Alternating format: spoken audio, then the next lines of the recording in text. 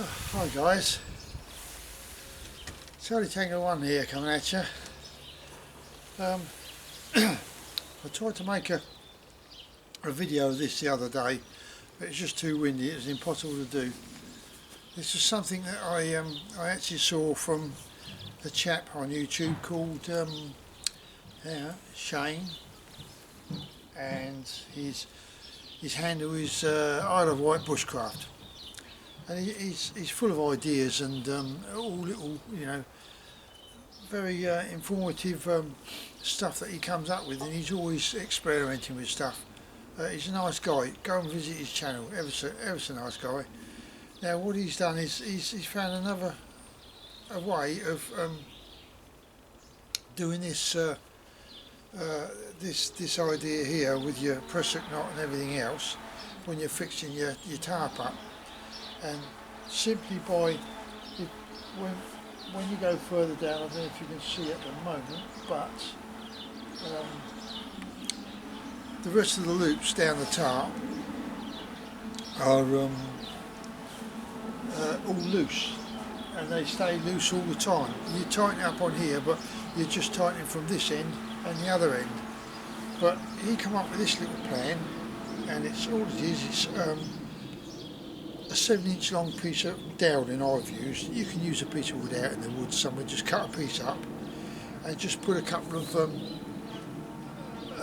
grooves in it like that, same at each end, so they marry up. And he's put it in one piece of this webbing here on the end, and he's literally just put it up in there and held it up like that.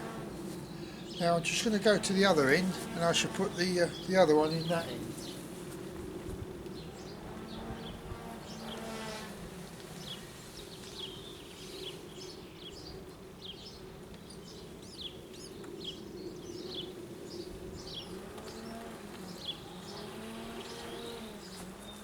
Right, now what it does, it's still got this wind here again. I thought it might have been down today, but it's starting to pick up. Now if I can keep this over this way, let me just get I've got a little brick round here. This might hold the tarp over this way.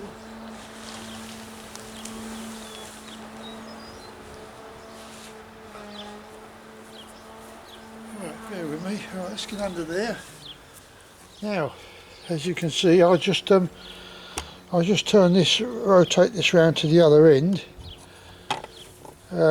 There we go, up to there. It's fixed up to my little cherry tree.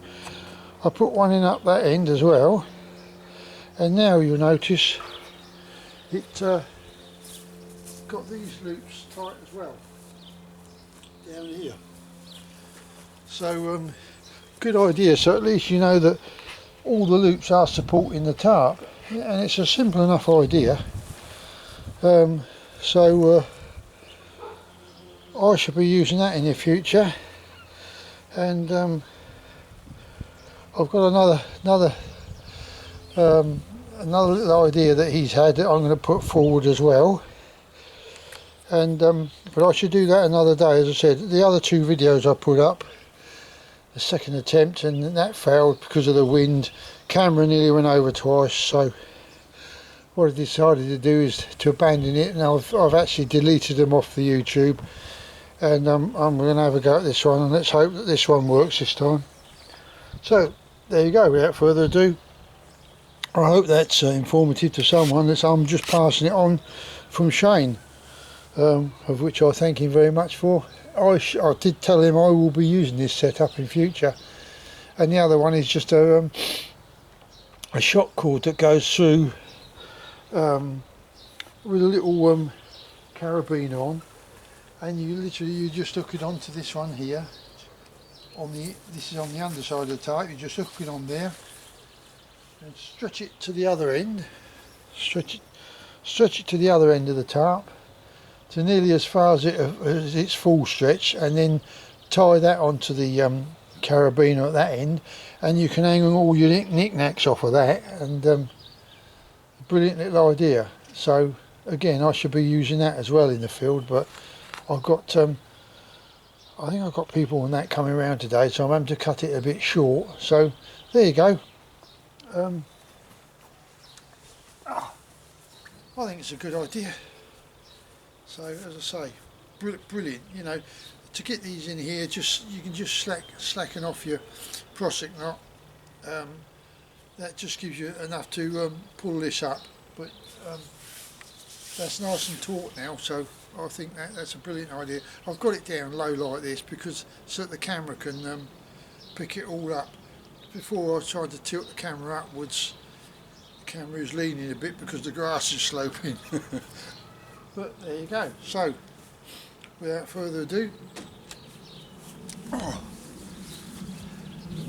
enjoy. Catch you on the next one. Cheerio.